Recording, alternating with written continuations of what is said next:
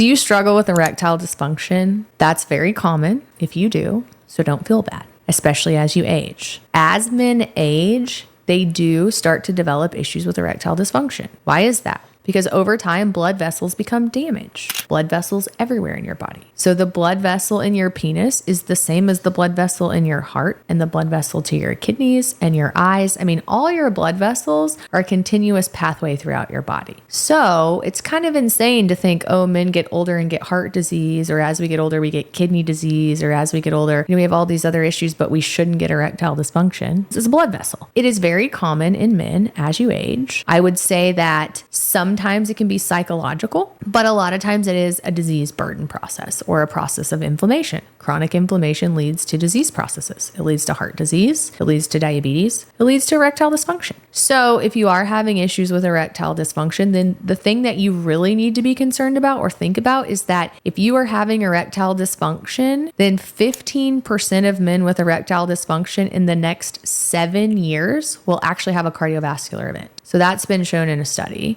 So think about that. If you're having erectile dysfunction, let's make sure our heart's good. Let's make sure nothing else is going on from a disease standpoint. Make sure your thyroid is good. Make sure your cholesterol is good. Look at your insulin, inflammatory markers, hormones. So maybe your testosterone's low. But we really need to be thinking about these things if you're developing erectile dysfunction.